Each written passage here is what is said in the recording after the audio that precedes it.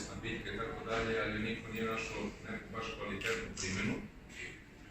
Mi smo napravili neke proizvode, sem soka, koji je uobičajeni proizvod na tržištu, napravili smo nadev i preliv od aronije, čime smo ga pretvorili u nešto što je upotrebljivo za ishranu. Nego prvi osnovni koncept nam je bio da aroniju ne upropastimo šećerima, konzervansima i hemijom. I kao takvi, ti proizvodi evo su ovde.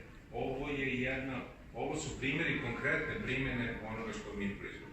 Nažalost, na tržištu Srbije mi teško nailazimo na prihvat od strane korisnika. Ono što se prodaje u maloprodaji, ljudi se teško odlučuju da nešto kupe, odnosno da kupe nešto što im je nepoznato, a kod ljudi koji to dalje prerađuju, nailazimo na veliki otpor kod prihvatanja.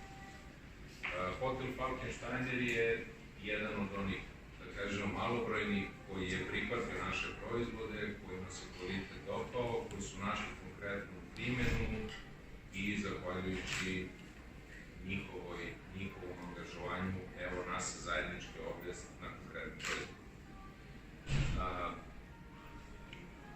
Ja ne znam, za ovaj uvodni deo ne znam šta bih više rekao. Ako ima nešto da vas zanima i da razvijemo konkretniju priču, malo opširniju, možemo. Otkud ideja za aronija nadev? Kakva je njegova primjena? Pa da, zato što je novinarima to nepoznato. Evo ovako, ideja o nadevu i prelivu je nastala iz muke. Znači, kakve muke? Imamo zasađenu aroniju koju niko nije hteo da otkupuje, pravili smo sokove, ali nemoguće napraviti sve od sokove i prodavati samo sokove. Onda se jedan naš tehnolog time lepo igrao i napravio je nadev i preliv, od čega nadev se koristi za pekarske i poslastičarske proizvode.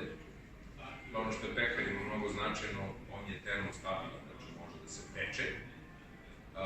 Preliv je varijanta čiste aronije u sopstvenom soku i preliv se koristi za mesa, kao dekoracija na kolačima, ide mnogo lepo sa jogurtom. Evo sad, recimo, Hleb i Kifle su počeli da prodaju preliv od aronije sa jogurtom i čija semenom, ispostavilo se da je veoma zanimljiv proizvod, odnosno da ga polako tržište prihvata.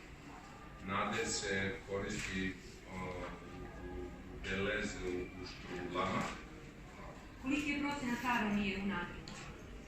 I u jednom i u drugom je preko 50%. U nadevu i u prelivu.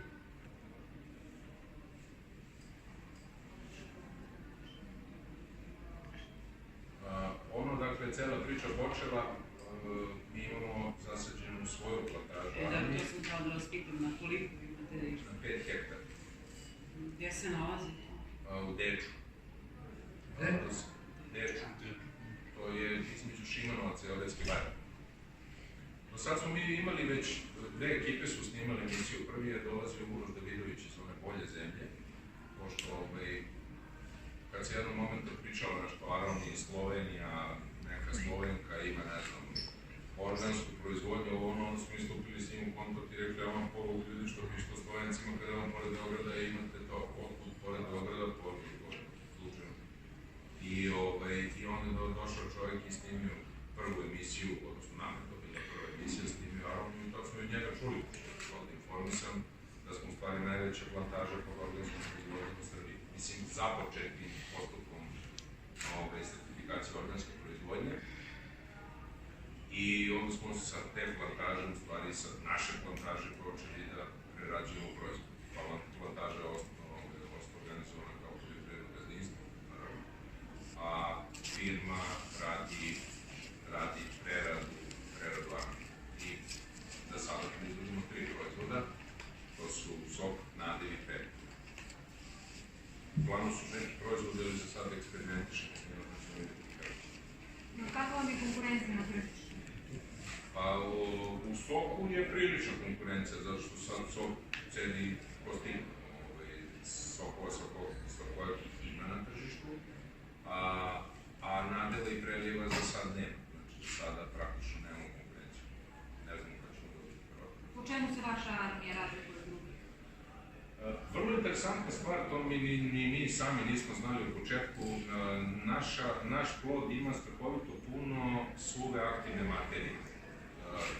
To smo ustanovili time što su nam ljudi komentarisali da nam je drugačiji ukus soka, da je drugačiji od ostalih, onda smo počeli da tragamo za uzrocima toga, jer su nam tvrdili kao da čak mi naš sok zaslađujemo, što ne radimo. Ovo je sok u sebi, nema ničega. Ovo je čista presova naravnija, stavljena u flašu, pasterizovana je stavljena u flašu, nam dodate trug, ničega. Pa su nam komentarisali da je slađe nego ostale, pa smo onda mi merili o čemu se tu radi i ustanovili smo da u stvari mi imamo potpuno drugu količinu suve aktivne materije u samom plodu, pa tim je i u samom soku, tako da u odnosu na sve ostale sokove smo posle radili analize drugih sokova.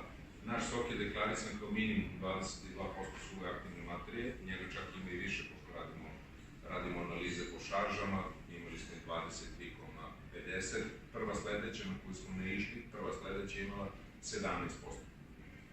Tu je razlika kako nastala, njemu da objasnimo, verovatno je, da kažem, vrsta ploda s jedne strane, a s druge strane možda i podnevno. Kada će novinari moći da vide vašu plantažu aronije? Kada god pokažem, s obzirom da nije daleko, nikakav problem. Snimke mogu da vide odmah. Fotografije od pre neki dan. A da li zahtevano branje odlogama? Znate kako? Ispada da je manje zahtevno nego drugi kulturi, jer nema potrebe ni za kakvim prskanjem. U tom smislu je manje zahtevno. Ali da ima oko nje rada i truda bi ima. Pošto smo pod organskom proizvodnjom, onda je to redovno okopavanje, redovno ušenje korova, rezide, pa ona traži da bude rezana, da se podredi, da se formira žbun onako kako treba. Tako da posla ima, navodnjavanje je obavezno, ona traži dosta vode. Tako da sad, gledano da su od druge kulture ima manje angažovanja, ali ni to nije baš malo.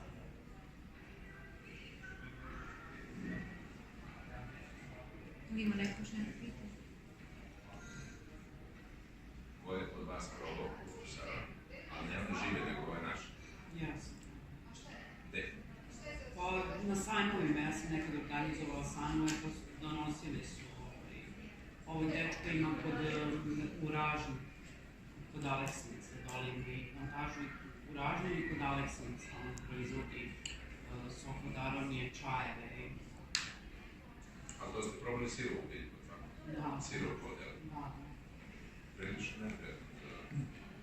Pa ja i sok sam kao imam problema sa krvnom slikom, pa sam pila i sok. Jeste probali sad naš sok? Jes.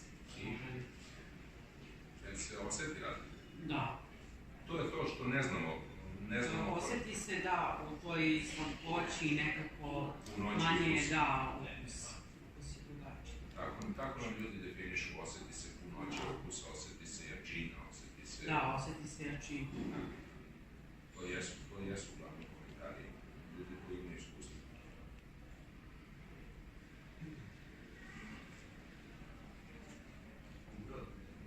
Svako da pitam.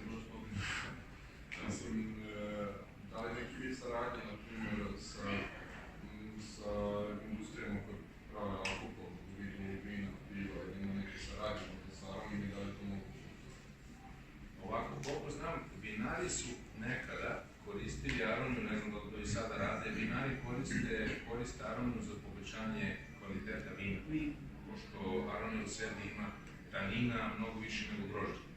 I onda sipaju aroniju kao što ste od limunade dobili ovako sok, onda sipaju sok u, pretpostavljam, sipaju sok u vino da bi dobili veću količinu tanina. Sa pivarijama smo probali, a to ono što sam i rekao, nama je strahovito veliki problem da namolimo ljude da je primenjuju. Sad, mi smo obilazeći ove sajmove, razgovarali sa pivarima i to su oni manji pivarima sa kojima možemo sa kojim računamo da bi lakše napravili neku saradnju i recimo niko od njih do sada to nije pokazao želju da primeni. Ali ja konkretno recimo sam u Češkoj pio Česi rade pivo sa aronom i odlično izgleda. E sad ovo što se nešto pojavilo, neka crvena piva, ne znam što stavili unutra aronija, svakako nije. Ima nekakve, ove male mini pivare pa prave neka crvena piva, mislim da radi samo jedna pivara, čini se. Piše pivara, zove se Ambre. Je tako? Ima i piše, ali ne znam od čega je nastalo, od aronije sigurno. Ne, to je vrsta slada. Vrsta slada, ja? Da.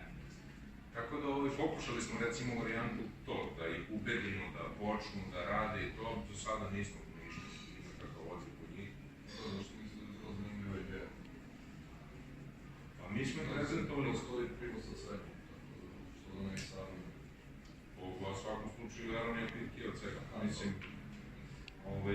jesmo pokušavali, ali nismo za sada nišli neki odziv. Mislim da sve nam treba baš mnogo vremena. Mislim, dugo mučimo da za mnogo jednostavnije primjene, za nešto gde je, da kažem, uobičajeno. Imate jednu čudnu situaciju, dosta ljudi je zasadilo aroniju, zato što je, ne znam, zdravo, lekovit, ovoga, onoga, i onda recimo u prethodnim godinama imate grdan problem gde ljudi ne znaju šta će sa njom. Ne znaju šta. Mi smo čak doživljavali situaciju, recimo da nazovu ljudi kao, ne znam, Arilje, Ivanjice i tako dalje, gde neće da im prime u hladnjaču robu, čak da ljudi plaćaju ležarinu, da plaćaju njihovu uslugu. Neće prime aroniju uopšte, ni za plaćanje neće da prime u hladnjaču. Tako da, sad, dugoročno gledamo, mi imamo neku želju, ideju da jednostavno objedinimo sve te ljude koji proizvode tu aroniju, da se udružimo, da kroz ove primene njene prosto je malo masovimo, jer po sistemu ako mogu malina i recimo višnja da imaju širok spektar primjene, zašto ne bi mogli aroniju? Možda je bilo problem doći do ovako nekih proizvoda koji su na ovaj način upotrebljivi. Evo sad postoje, pa bi moglo to malo da se raširi.